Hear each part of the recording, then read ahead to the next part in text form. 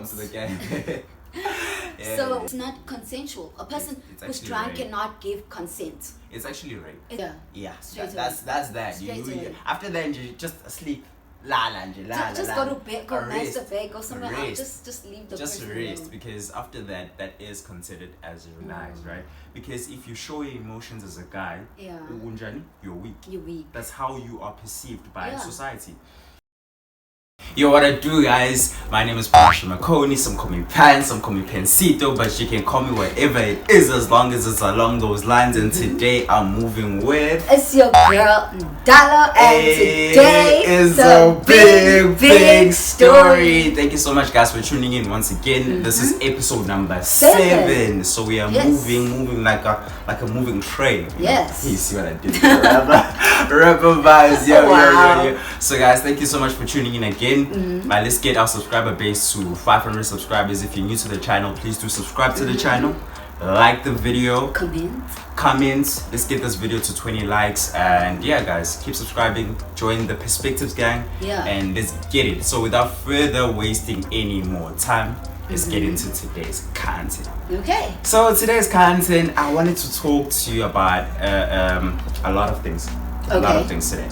And I wanted to talk to you about what's happening on the streets, you know, the Twitter streets, the digital streets, you know, there's a lot that's happening right now. And today's episode will be a bit somber, it'll be a bit sad in a way, because it's a really serious situation, and sometimes, you know, we shield it with humor, but it's a very serious conversation that needs to be had by a lot of people with serious eyes, right? So today I wanted to talk to you about gender-based violence.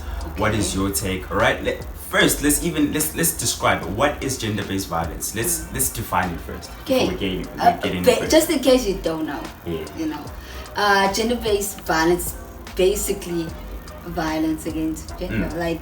I don't wanna necessarily give the words out because I feel like we're gonna mention them later. But it's sort of as if like a husband abusing his wife type of. It's around there. I don't want to give too much. That's the problem. For me, I think gender-based violence, the definition of it, obviously I'm not quoting it from a dictionary or from a defined source, but gender-based violence, particularly within the South African spectrum, is the attacking of a certain gender without them doing anything, right? So it can be either male or female. Right? But in South Africa, obviously predominantly females, or ladies or women. You know, I think some ladies have a problem being called females, or rather call them women. So a lot of it pertains around women, right? So today I wanted to talk to you about the whole topic, and you know, there's a whole lot that's happening right now with obviously G and Amanda Duport. There's a lot with Jub as well within the mix, obviously. So I wanted to talk to you about where do you see the problem starting. Let's start with the source, since we've defined it. Where is the source of gender-based violence, particularly against women? We'll get to men because it happens. Okay, it does happen towards men. Why does it go towards the women's side a lot? I feel like it has to do with that whole toxic masculinity. That's like almost as if like I'm a guy, I'm superior to you, so bow down to me. If you don't, then I'm gonna beat you up.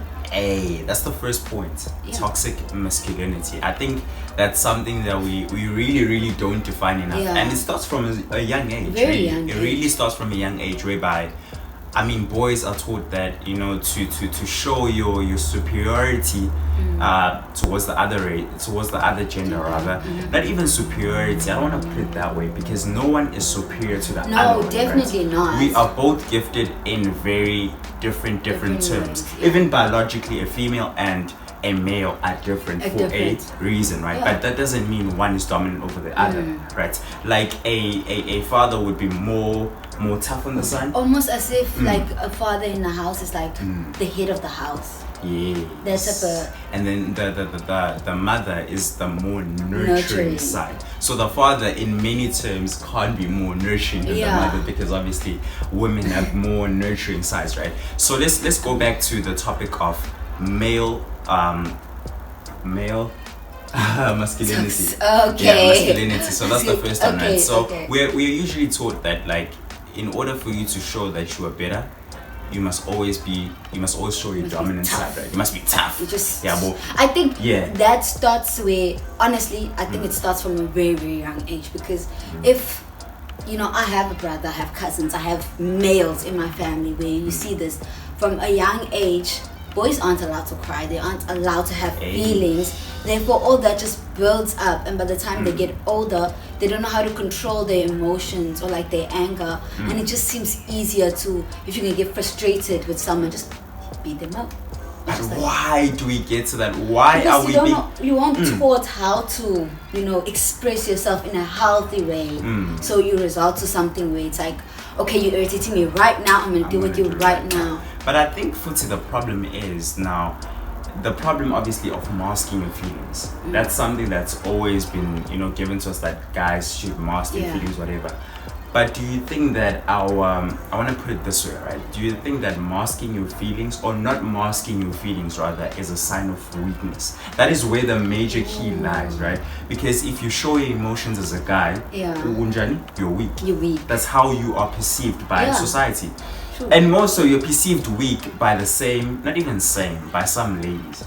They say, no, nah, man, this gent is a bit weak. So is that the major key alert that allows gents to have that security of masking their feelings? That would say, dude, if I show feelings, I'm going to be labeled as being weak. I think that's where the problem is, because if you're vocal, if you speak a lot, if you show your emotions, you are regarded as weak.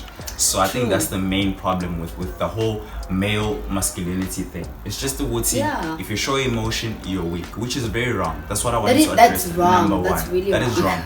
Because if you are masking your feelings, you are building up so much anger over time, like you said, and then who else to beat up but your spouse, your immediate people. It doesn't even need to be spouse. Gender-based violence it can be just like a stranger, or your sibling, or even your parents, and I feel like even your kids. Even your kids. Definitely. Even they go crazy on their kids, you know, obviously the abusers and stuff like that. Yeah. So I just feel like, also, we don't necessarily, that's why at the beginning of every episode there's that disclaimer. We just want to make sure you guys understand whatever we say is from our personal experience. Our points. It doesn't mean that if I'm gonna say men are trash, I'm not saying that every man, I'm not talking about your guys as men, I'm just talking about maybe the men that I've met.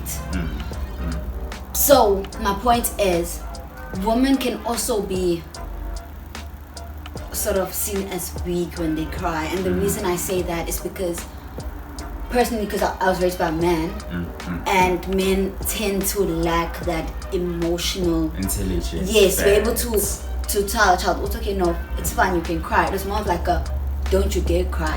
Then that also grows with women. That's why we also said women can also be the ones that are inflicting the abuse or the emotional pain towards men as well. Again, not to disrupt your flow of thought, but I think that goes hand in hand with patriarchy.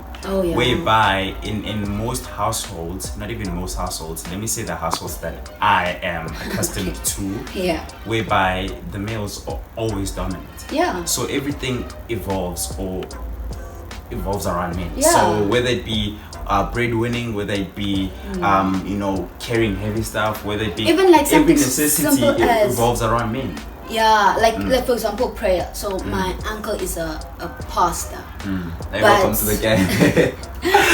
So whenever we pray, it's always the man who's gonna lead the prayer. It's even if it's something like simple as that, because a woman can lead the prayer. Come on. But it's always the man. Even if, let's just say, we're gonna cut him out, cut my uncle out.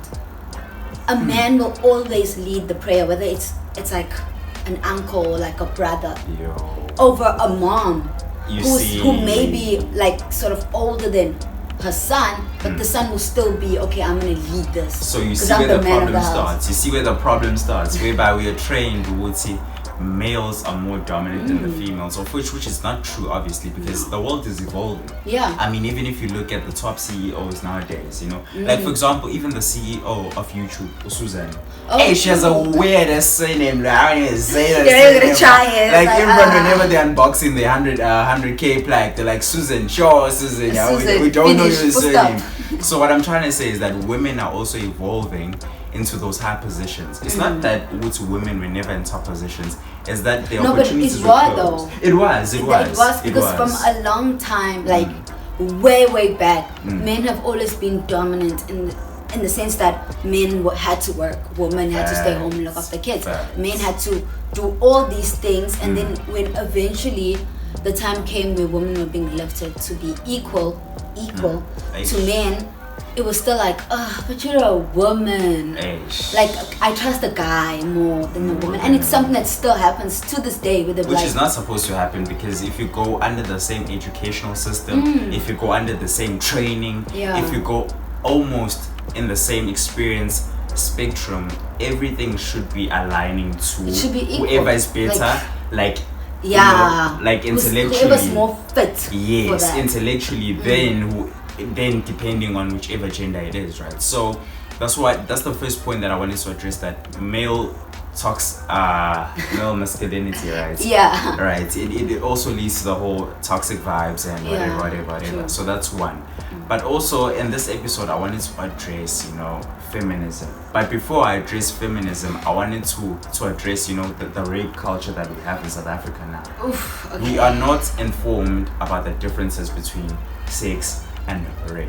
Yes. Now, I want us to define what the difference is between sex and rape. Right. Shit, somebody else's heart's gonna break now. Hey, someone, you know what I mean? Because the thing is, I was reading somewhere that most people, they try and cover up. Most guys try and cover up for their fellow guys because they are not informed of what rape is and what sex is. So we have a one-dimensional idea of what rape is, right? So in your opinion, what do you think like the difference is between rape and sex?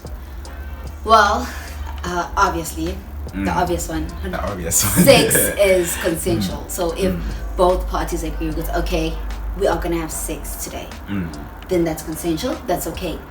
Even if let's just say at the beginning of the day they're like, okay, we're gonna have sex tonight, and then comes the night and randomly the guy or randomly the girl's like, I don't want to anymore.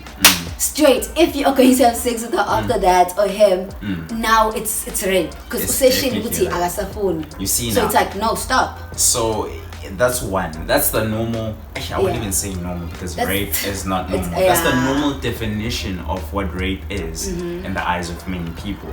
But rape can be many forms, right? Firstly, obviously, if someone changes their mind, that's that. You after that, you just asleep. Just go to bed, go masturbate, go somewhere else. Just leave the person alone. Rest, because after that is considered as rape. And in any, again, when you are engaging in sexual intercourse, if someone does say wants to stop, then stop. After that, again, but also if you're intoxicated, a lot of people don't get this. Listen, if you guys agree with tonight we're gonna have sex, and then you guys drink and you sleep with don't do that, because at that point that person's not mentally able to sort of understand what's going on. That's so true. you sleeping with them and let's just say they piss drunk, it's not consensual. A person who's drunk rape. Cannot give consent. It's actually rape. It's rape. It's a lot of men would actually get in trouble if that's the thing. It's rape. You do not have sex with someone that's intoxicated. If they're intoxicated, take them home, bro. Take them home and just like leave it.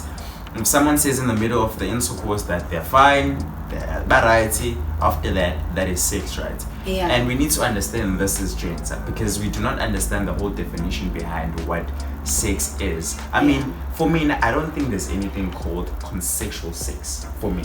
Okay. I don't think there is. I'll tell you why. Because you can't say someone is swimming and drowning in the same sentence. It's either you're swimming or you're drowning. Okay. You know what I mean? So sex, there is no consensual sex per se. It's either sex or it's rape. Yeah. Right. So you can't say, if you say there is consensual sex, then you say there is non-consensual sex. Of which now you're allowing for the whole non-consensual sex to be rape. Yeah. For me. You see what I mean? Technically it's just the same thing, just different words. Right. So for me, I don't like putting those terms like that, as in consensual or non-consensual. I just like to say there's either sex or rape, because if you put it in the other dimension, it's like we're allowing people to rape. For me personally, that's my whole opinion. You know what I mean? Yeah. So that's one thing that we need to understand in South Africa. But as of late,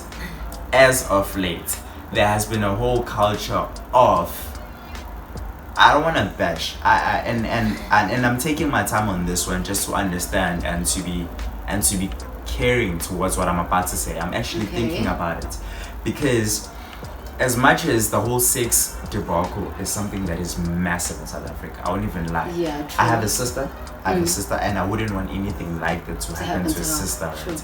But we need to understand that also men are becoming a target. Yeah. Right. And before you bash and say, I'm a rape apologist, by all means I'm not. By all means, I do understand. I don't understand fully because I've never been in the same position, but I do sympathize again with whoever has gone through it, right?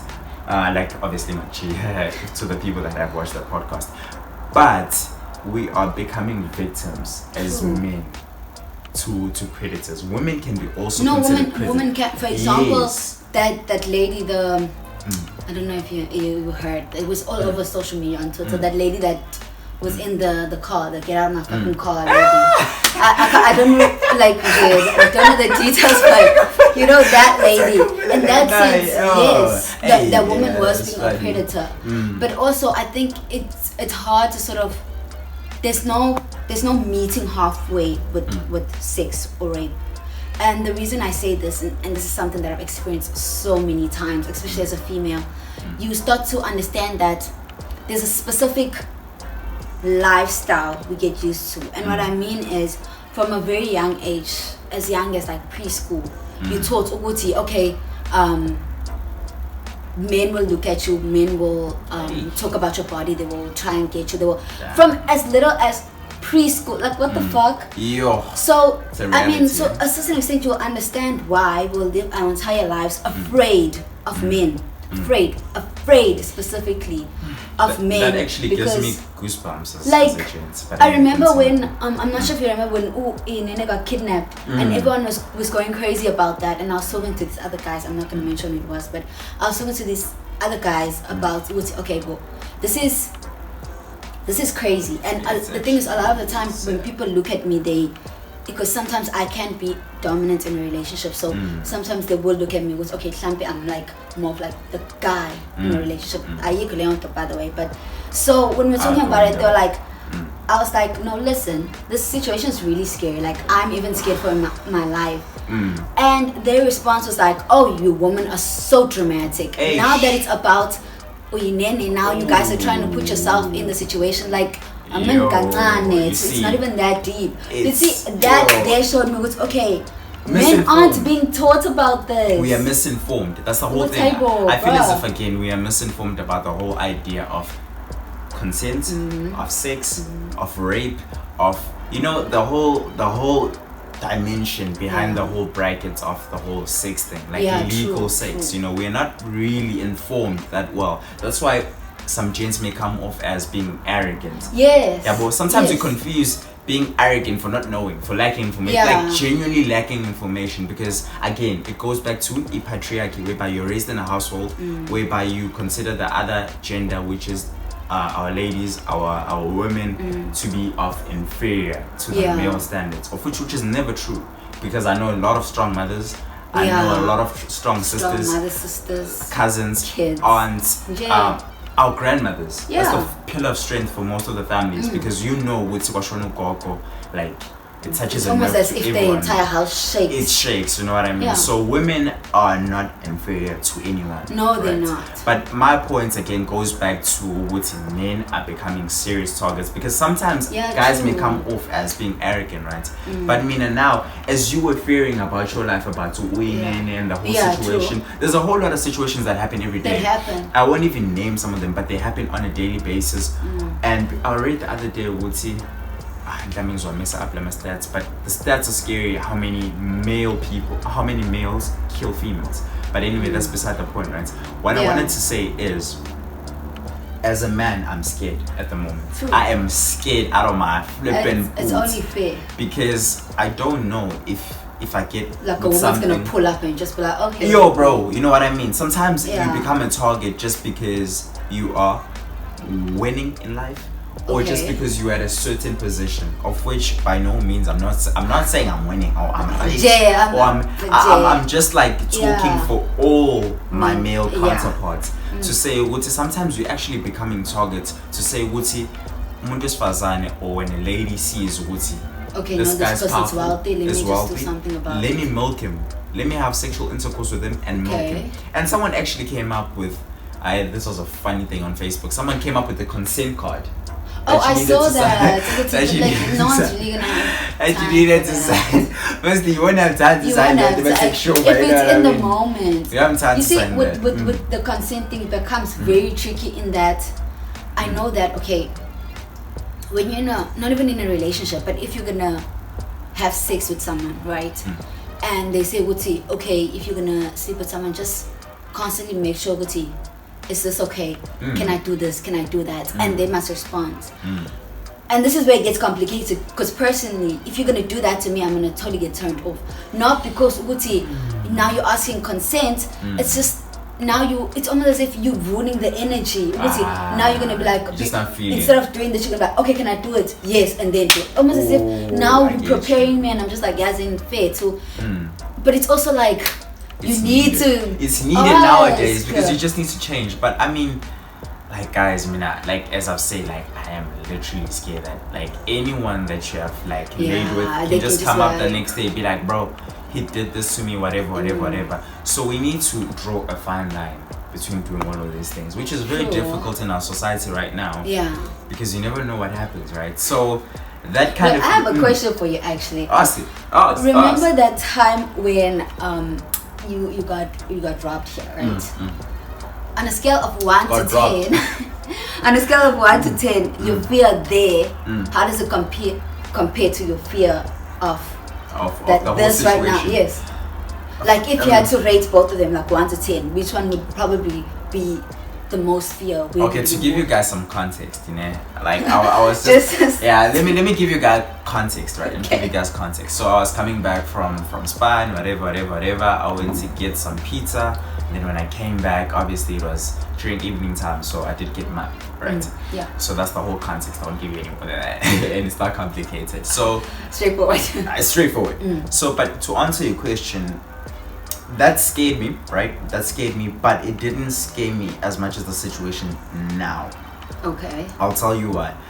When you are mugged, right? Sometimes, obviously, you'll fear for life. Say, dude, whatever. But in most cases, if you comply with whoever's robbing you, whatever, they leave you. So for me, now I always have this personal value that I will never die for position. I'll never die because I can replace it. I can replace it. Like, if it's a phone, whatever, I can replace it. If it's a car, whatever, I can replace it.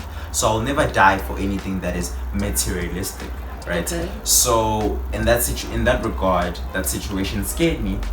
But after a few days or after a few weeks, obviously I was, paranoid, shaken up. But obviously I overcame that, right?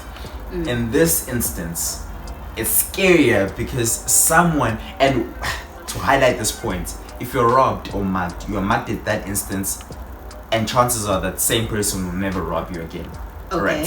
It's gone, it's done. If you lost your phone, if you lost your wallet, it's done, it's gone. Who's to say someone that I had something with 5 years ago comes back and say, like a ghost haunting you. Be like, bro, Upanasha did this to me here, this is what happened here.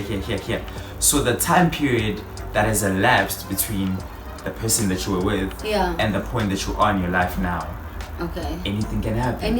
Anytime.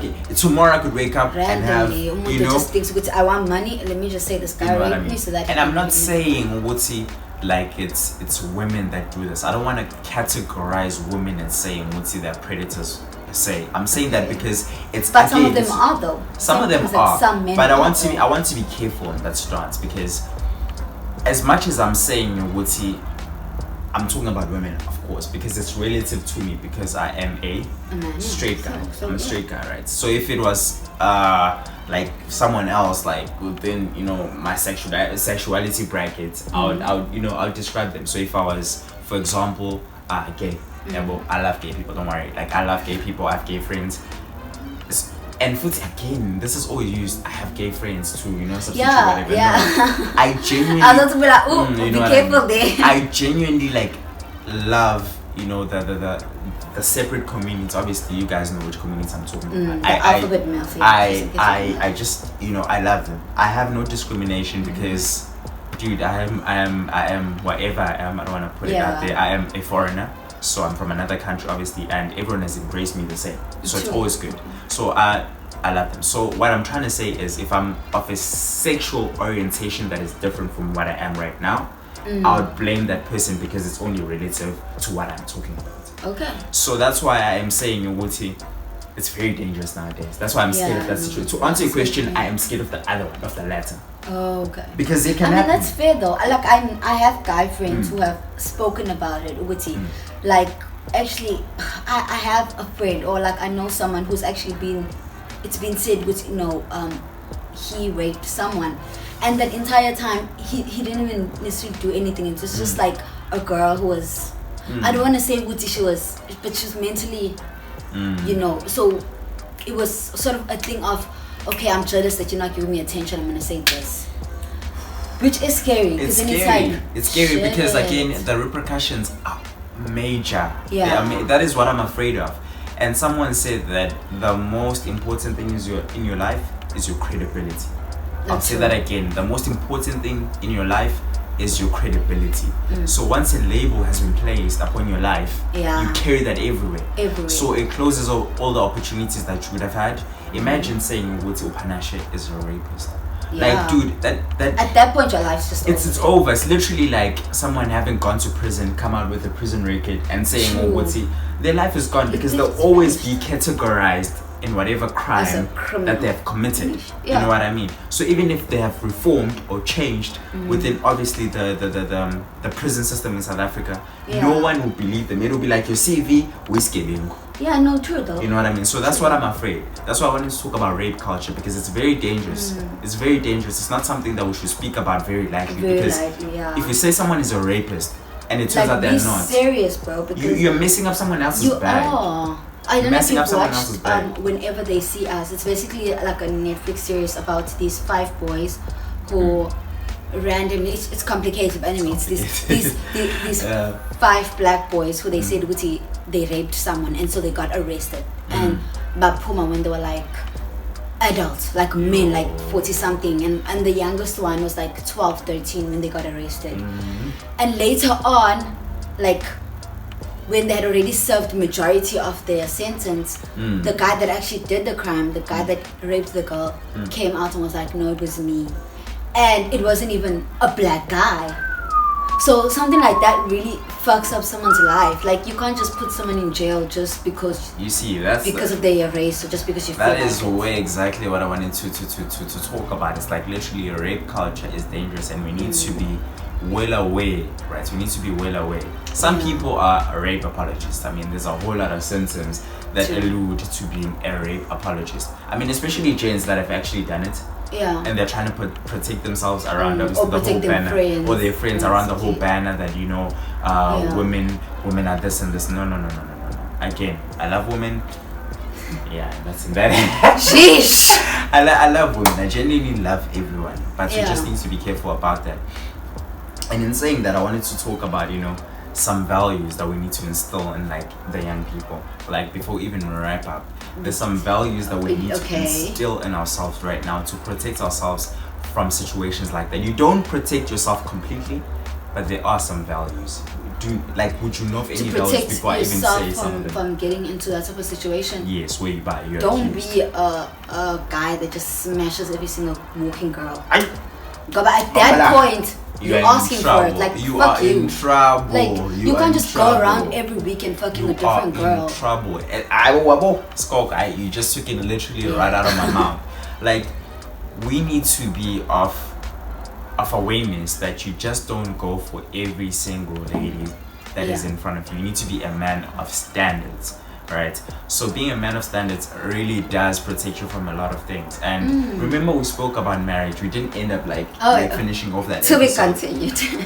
But not even marriage. I mean, some stable relationships protect you from the world, right? So I was talking to my dad the other day. My dad was like, "You really need to be careful of whoever's in your life romantically." Okay, true. Because they balance your life and they protect you from the world. Yeah. Or it's either they destroy you. Oh yeah. Right? No, So fuck you up. you know what I mean. So you need to be of that. You need to know exactly the what to know, mentality, man. okay. Whoever I'm with right now needs to be of a certain quality. So that's one. That's one. You definitely need to make sure that you have one person that protects you from a lot of things. Yeah. And avoid yourself from like, I don't like to advocate for this, but sometimes you don't always need to be the good guy. Oh no, you don't. You know what I mean? Being You a good don't. guy fucks you over. It really does. will, because people, you'll be a pushover. If you're always the good guy, you'll be a pushover. You just, like, what I'm trying to say, like, let's say for example you see someone that's stuck in the evening or stuck in a club. Let's say you're in a club. Okay. And when now you're being a good guy. Dude, let me it's take you easy. home, bro, whatever. Carry you, let me my backseat. And you're legit helping. You are helping, but no, you're you stabbing can't trust yourself. everyone. Come on. You can't trust everyone. You can't always be the good guy. So those are some values that you guys just need to keep in mind. That you cannot always be the good guy in every situation. Just keep that in mind, all right? To protect yourself from whatever's happening right now. True. But to really, sadly, it's crazy, sadly. But Tige, there's a lot, man. There's a lot. I mean, I for one, I want to put it this way. I am a male advocate at the same time. I'm with the feminist movement. True. So because at the end of the day, it's we're all fair equal. to do that, because you can't be a woman who only supports women because. Do you believe in feminism? I do, but also you also have to be realistic about the world that we live in. You have brothers, you have cousins, you have friends, you have boyfriends, you have husbands. Now, but they go through shit, as well as women go through shit. It's not like men. You see that niggas ain't shit thing. It's not always the case. It's not everyone. I mean, like, a lot of the, let's be honest, a lot of the problems come from like men not being able to control themselves, their energy, either if they just wanna rape someone or kill someone, or a lot of problems come from there. But also same thing with the female side. Women, you can't trust them. You can't trust anyone out there. Like, it's crazy. Yeah. You can't trust anyone. Not even family. But that's the thing. But like, guys, there's a lot to this whole conversation, and obviously we still need to like further talk about the conversation. But like, in short, like, to give you a few questions of the week. Like, it's usually the question of the week. Yeah.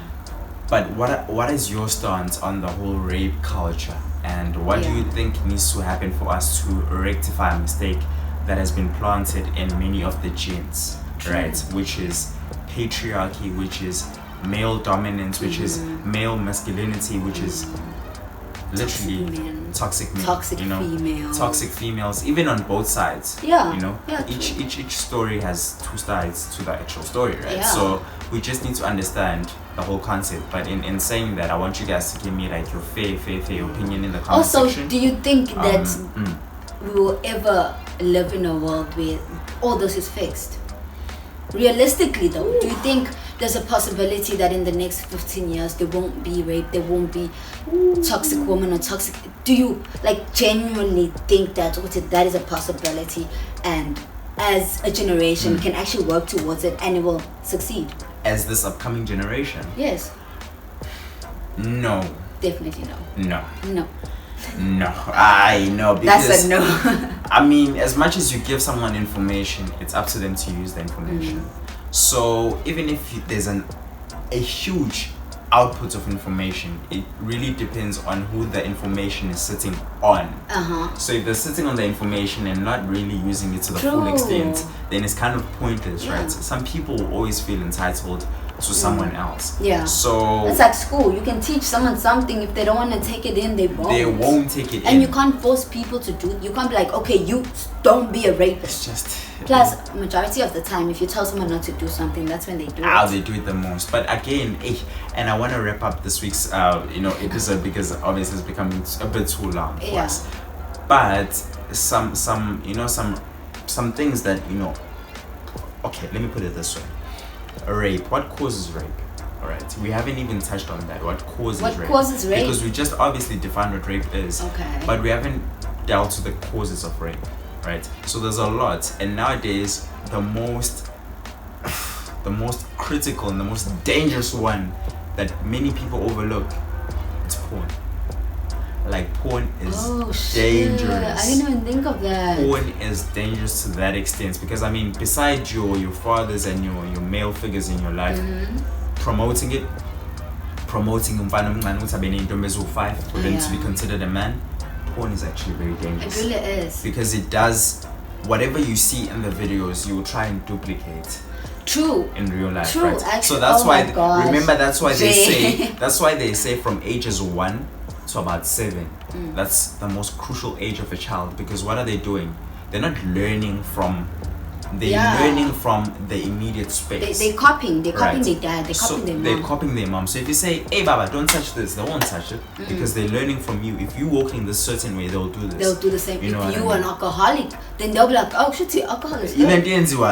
So sometimes it's not even, and I don't want to put it this way again. Sometimes it's not the person doing it to blame, but it's the systems that they were brought up under. But as well, it's the person that's actually doing it because it's your duty to find out, to get help, to find out the information, to say, okay, find the information that helps me, and to fix your mistake as a man. True. Right? So there's a lot really. There Porn is a lot. one. Because porn builds that sexual fantasy where dangerous one. A guy tends to, when they see that and they see what lava they're doing here, 89, I want to try it with my girlfriend, and the girlfriend's like, no, I don't. Then maybe that might result to them actually wanting to try it, and then I don't know, finding a random woman. Even in videos, not like even in Durban, like girlfriend, whatever. In some pornographic videos, whatever, they actually force. Yeah, they force. So that when someone is watching that and it's, it becomes a cycle. Yeah. It becomes a cycle. So one of the ways I think we can, minimize the whole rape thing, obviously is education, but also, man, to promote people not fucking watching porn, though. Like stop that shit, though. Y'all need to stop.